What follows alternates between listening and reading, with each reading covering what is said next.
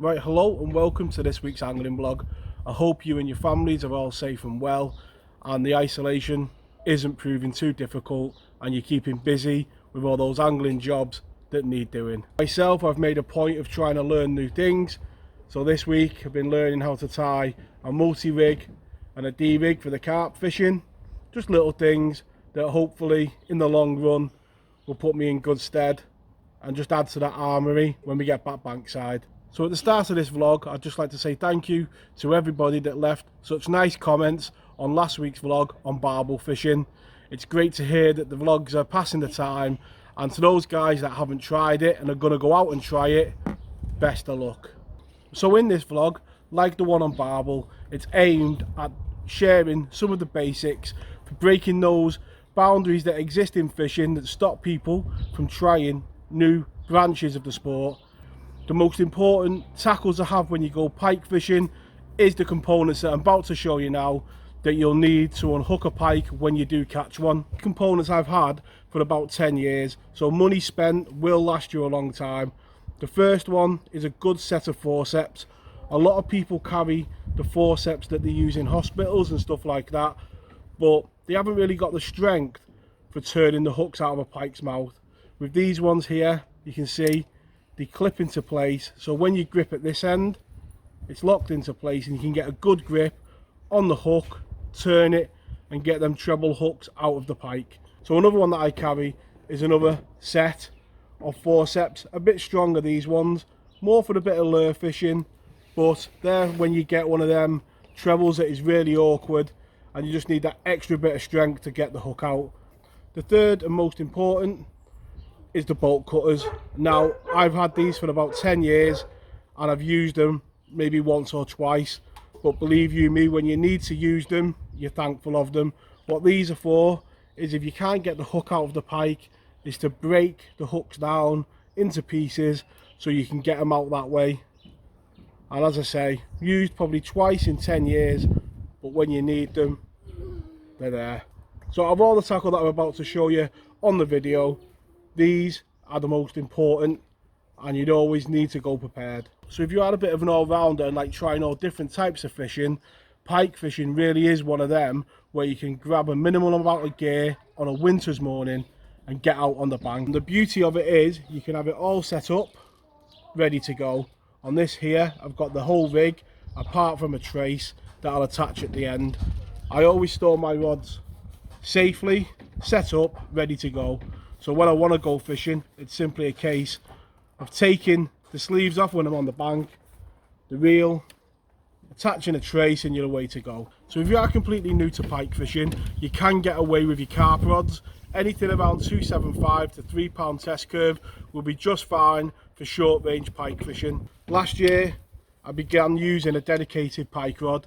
The rod that I've been using is the Corum Snapper deadbait rod. It's a 12-foot rod and it's 3.25 pound test curve.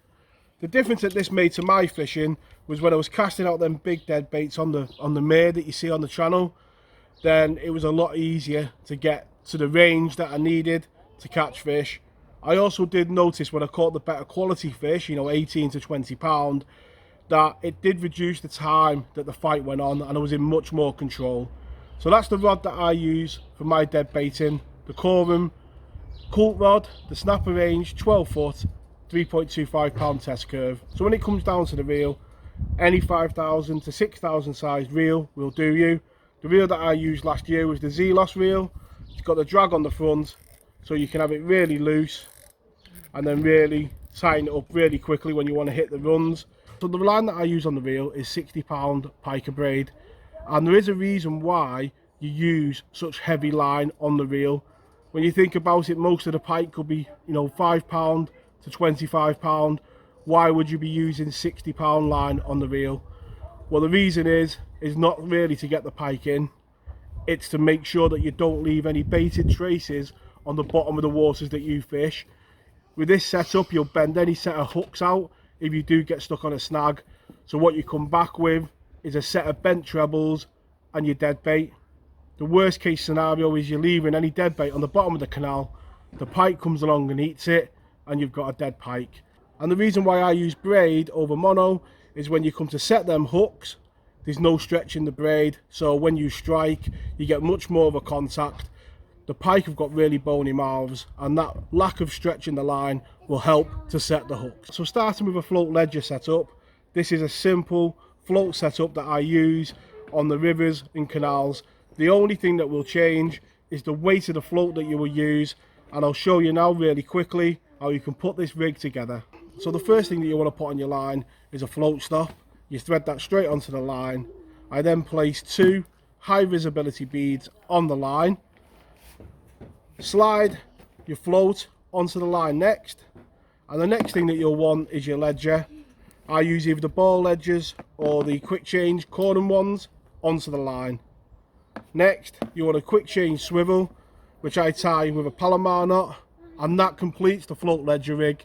You've got there a complete rig ready just to slip on your trace, and away you go. What I've shown you is the bespoke setup that I use.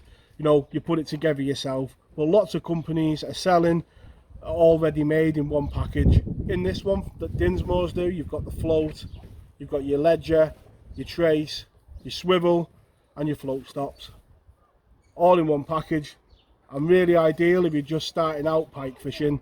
It gives you a starting point and everything you need in one go.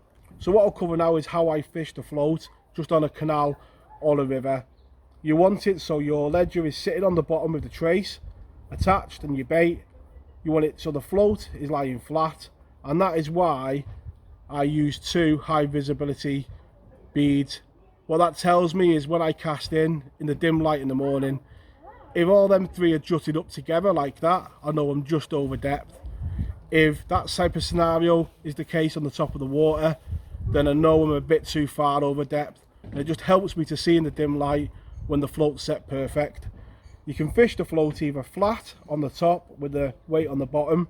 What it means is when the pike moves off, you get the indication straight away, or you can fish it like that in the water with the lead on the bottom again, and what it means is when the pike lifts the lead up, the float will go flat, and that is also an indication of a bite.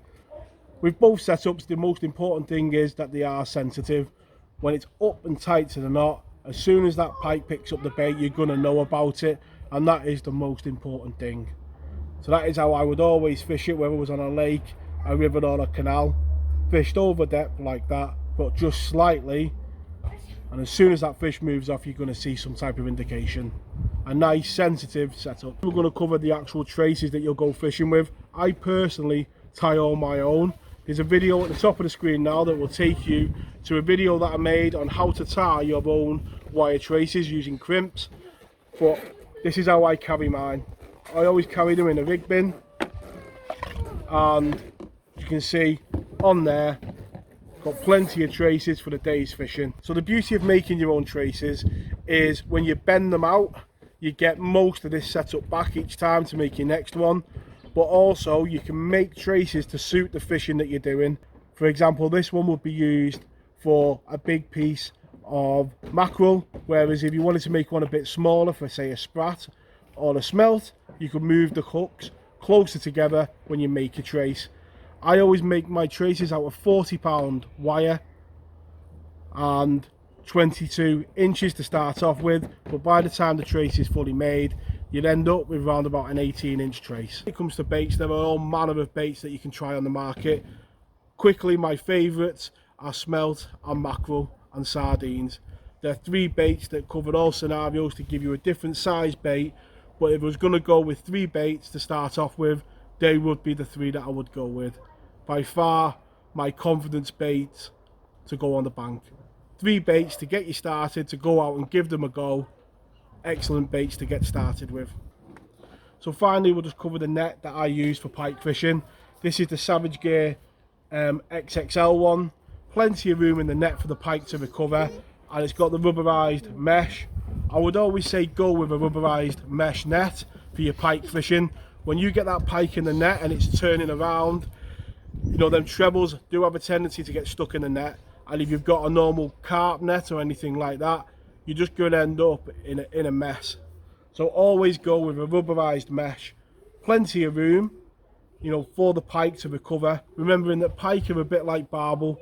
They give everything in the fight, and you need to give them at the end plenty of time to rest. So that brings the little tutorial bit on the video to an end. I hope it gives you a starting point to get out there and give pike fishing a go. That's what these videos are aimed at breaking them boundaries that exist in fishing. This winter, get yourself set up. You don't need a lot of tackle and you can get out bankside really quickly. A simple float rig is all you need. What we're going to do now is we'll play a video of one of my favourite pike sessions that I've recorded on the channel. I hope you enjoy the video and I hope it passes the time. Hope you all stay safe and I'll catch you all next week. What time is it? Pike time.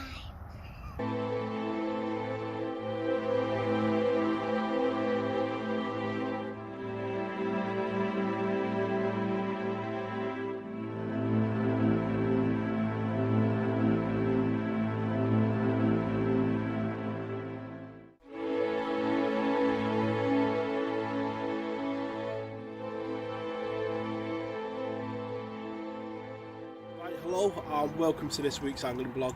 Today you join me on the bank of the river and we're in search of pike, and as you can see by my breath, we've had an overnight frost and what a beautiful morning it is to be on the river. The surface of the river is just like glass. There's fish topping just all the way along the stretch, and I've set myself just up on the edge of the topping, so I'm on the edge of the shoal. Got a few fish topping above me, quite a few topping below me, and I've just set up just on the edge. As the day goes on, I might, knowing that them fish are there, work my way through the shoal. At this time of year with the cold, they won't really move far, so I imagine that shoal will stay there most of the day. It's as I say, a lovely morning to be on the bank. It's just everything that piking is all about. You've got the reflections on the still water, the white grass and that nip in the air, and it's certainly warranted the thermals to be out for the first time this season. Most definitely going to need them today. It's going to be a clear day, so whether that sun will warm things up and we'll get a complete contrast in the day will remain to be seen. But for now, I'm just going to sit back, get the kettle on, and hopefully we'll get a run. Right, so that's the herring prepared. For those that are new, I do get questions asking how you hook a bait. The top hook right as high up as you can, and you want to go through the root. There's a bone that goes right through the fish. I don't know if you can see it there, you probably can't, but there's a bone, a spine that goes right through, and right in the root is where the most bones will meet, and you good anchor point and make sure it comes through the other side.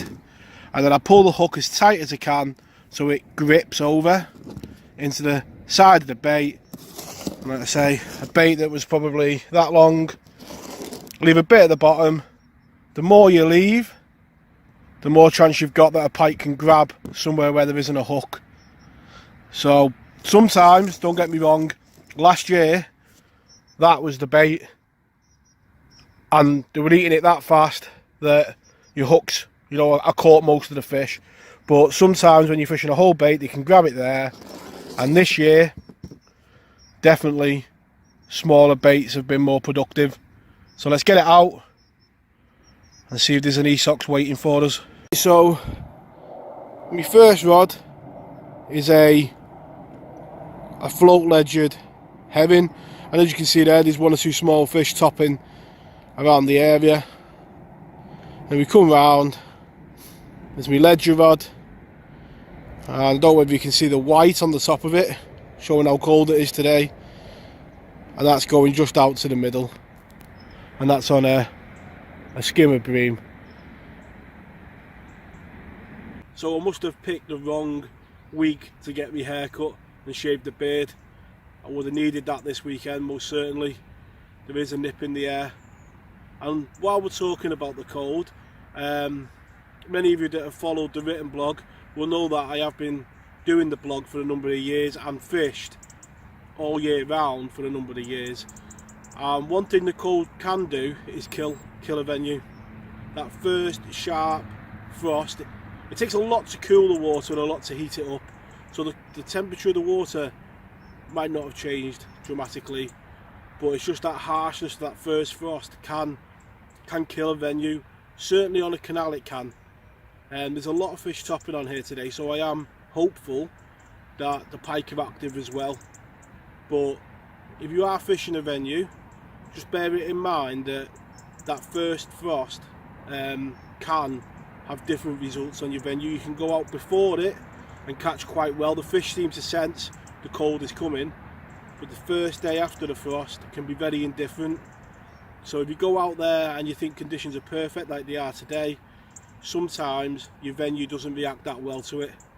So sometimes picking the right venue can be the difference between catching and not, when you get to learn them. But today I would think going a canal would be a huge risk today.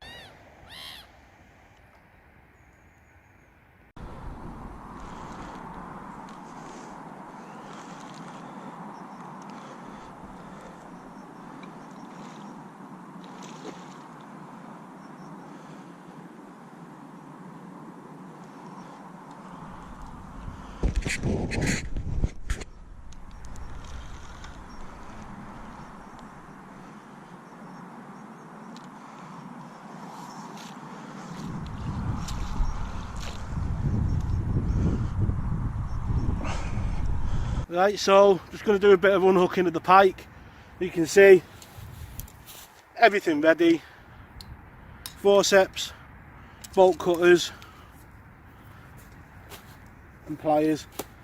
So let's get the pike on the mat, give it a bit of a wet down first, and then let's see what we've got. Find out where your hooks are. As you can see there, I don't know if you can see it on the GoPro, it's got one in its corner of its mouth, which isn't going to be too bad, but the one on the gill, really gentle with. Get that out of its mouth and out the way, like that. And this one here, if I just pull that one to loosen it,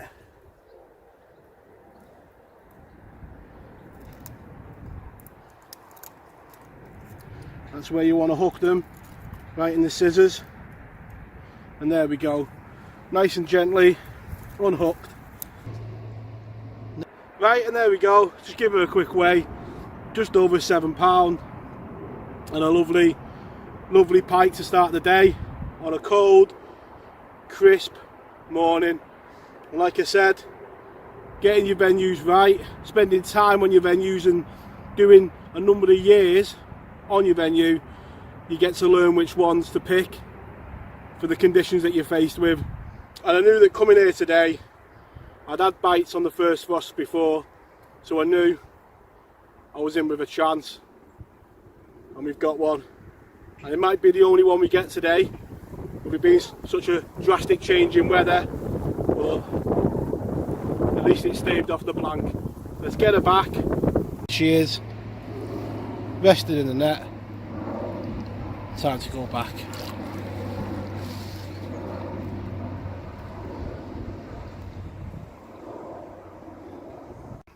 Pike number 2, really quick succession. Literally, the rod was in the water in about 20 seconds, and as you can see there, you can see the deformation on its face. Proper pike only a mother pike could love, but who cares? It's a second pike of the day, and on a cold, frosty October morning, it's a result. The rod's back out, and fingers crossed, as my daughter drives me mad with, if that's baby shark, let's hope grandma shark is about as well. So let's get her back. Right, so this pike's had a very good rest. Just been speaking to a guy who watches the blog, and I must say, whenever I bump into anyone on the bank, it's always fantastic to see you guys who watch it and have a good chat. And we had a nice little chat about all things roach and all things pike, and this guy was just resting in the net. So let's get him back.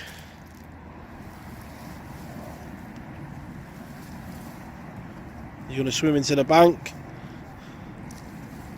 Go on, matey. There we go. Right in the edge. So, the fine margins of piking. Just picked the rod up to recast it, and as I picked it up, I felt it tug. And this pike must have only been seconds in between it picking up the bait, but as soon as I felt the resistance, set the hooks. We've got pike number 3.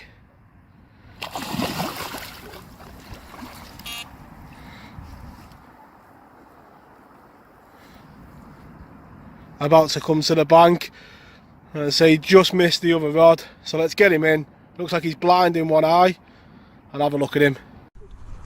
Right, so this part of the video people are really liking who are new to piking.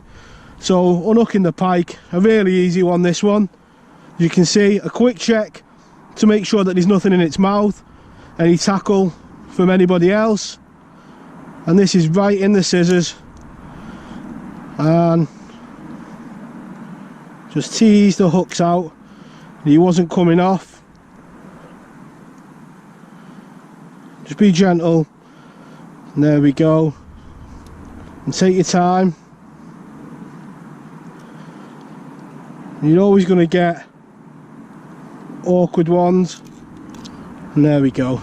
Just take your time, and there's, you can see he's blind in one eye there. A lovely pike. Right, so really quickly, just under £8, blind in this eye, and just shows how much these creatures can survive, really.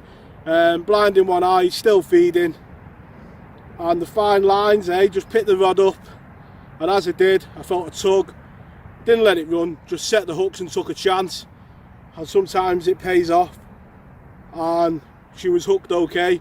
So going to be really quick. The rest of the video might just be shots of the pike. My phone is on about 30%, so going to be quick vlogs from now on in, and we'll see what we'll get. But yeah, taking on a skimmer on the ledger rig. Time for that celebratory brew. Rod's back out, and sit back. It's one of them sessions where we had a couple of pike, just sit back and enjoy not being in work. So the 2 baits doing the business today, skimmer bream and definitely herring jack. I've had 3 runs so far on the herring. As I say, one of them come off, and I've had that one that you've just seen there on the skimmer. I say I'm not going to go over the rigs. These pike blogs are in a playlist now, and I'll put a link to the playlist at the top of the screen, and it goes over all the rigs that I use in there. So if you watch them videos, you'll see the rigs that I use. It's pointless me repeating myself on every video. So if you want to see the rigs that I'm using today, the float ledger and the ledger rig are both in that playlist.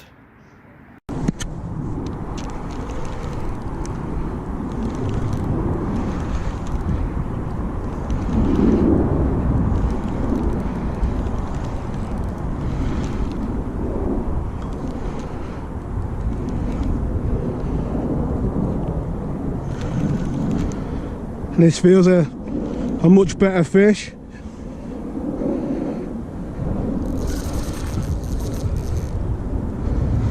Oh yeah, a lovely fish.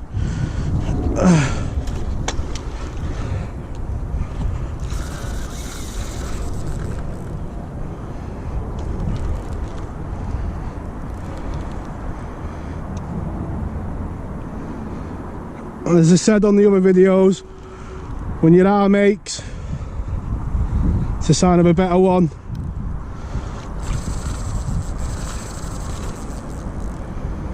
And this is a much better fish.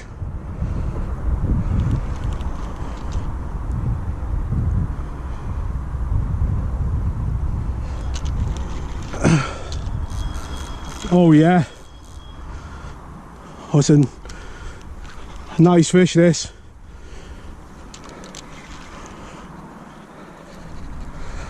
Not one we want to come off.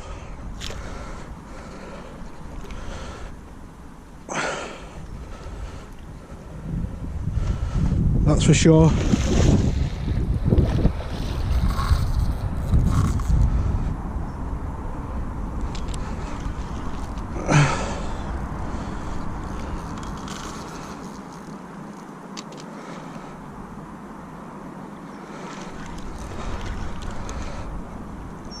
And steer him away from that other rod.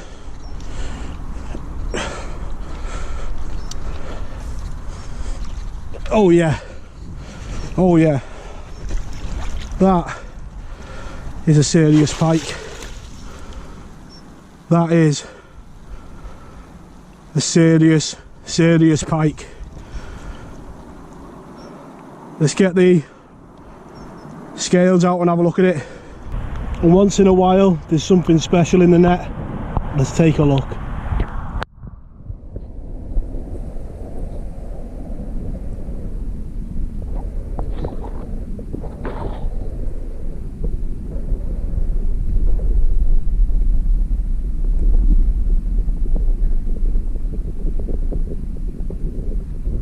At the moment she's £19, 9 ounces.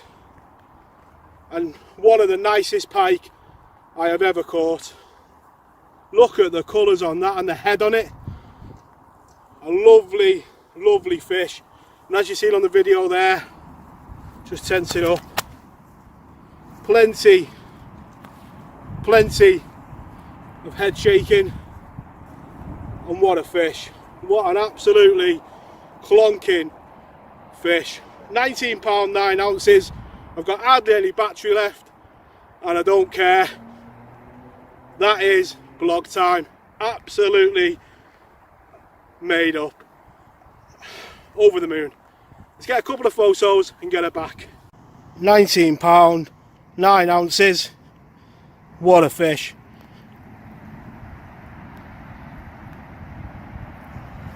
Some fish are just worth lying on the ground for and wasting the rest of your battery on. And there she goes. And people say fishing's expensive. These things, if you're a parent, LOL dolls, you'll know all about them. But my little girl has put this in my box since the start of the season, and boy has he come up trumps today. Thank you very much, Abs. Right, so we're in trouble now because we're on about 10% battery, so we might end up vlogging on the GoPro. So yeah, hot and bothered, but buzzing, absolutely buzzing. Kettle's on for the brew. I don't take sugar, but it's going to taste sweet. Really is going to taste sweet. £19, 9 ounces. Was convinced it was over 20. It was a nice fish, and yeah, absolutely made up. We'll have this cup of coffee and chill out. It just shows, doesn't it? Put the timing on the waters. You know, when you see people catching on Facebook and asking questions where people are fishing, if you go out there, learn your waters, and in the morning when you open the door, you can make the right choice at where to go. You know, it was a hard frost this morning. I'd have struggled on the canal because I've been there and done the hard days on there and learnt it. Thought come the river because I have a chance of a fish. Just shows, doesn't it? Gonna sit back and enjoy this brew. Right, so just into another one, another small one. And amazing with that big one about how many small pike we've actually had. Numbered in the area. What's this, pike number 5, is it? Super quick. I can see 3% battery on my phone. Just over £8. Absolutely tore off. A lovely fight. I think it's pike number 5. And how good are them days where you forget how many you've caught? I'm sure it's pike number 5. Just over £8. let's get it back. Right, so as you could probably tell, we're not on the same session. It's the morning of the Wednesday after and we're back out on the bank. But yeah, what a day. Jacks all morning, as you've seen, and it was manic. It was casting in, and sometimes there was only, between bite 1 and 2 I think, there was only about 5 minutes to, I unhooked the pike, put the rod back out, and when I'd let it gone, the pike was off again. So quite quick bites. That fish, what can I say, I have a habit. Last year I caught a 19-pound pike in October, and got quite a habit of catching them pike in October. But for me, it's not necessarily about the size of the pike. Some pike live long in the memory, and that one over the last couple of days has been firmly in my memory. The colours along its flanks, it's when it's on the bank you can admire it, but when you get home and look back at the pictures and the videos, you know, yourself, you get to see what lovely markings that pike had. And yeah, one of the fish that, there's not many fish that stick out in the memory as being really nice fish that you remember for years and years, but I think that one will certainly go into that category. A fantastic session on the bank. They're them red letter days that come along, aren't they? And you've got to enjoy them, because over the next couple of months, it's only the end of October, we're just about to move into November, and them sessions will be the ones that will get you through the hard sessions to come. The cold's coming and the rain is coming, and when the rain comes, certain venues colour up really bad and certain venues go really clear. Rain can do that to venues. It can either clear them or it can make them go chocolatey, and both present really hard fishing for the pike. So there are harder times to come. I'm going to thoroughly enjoy this session that you've just seen now, and all that remains is to say thank you very much, lads, and ladies who watch. It's great to read all the comments on the videos, and yeah, thank you very much. Tight lines in your own fishing, and let's just see what this session holds, and hopefully we'll have another vlog coming along shortly. Tight lines, and I'll catch you all next time.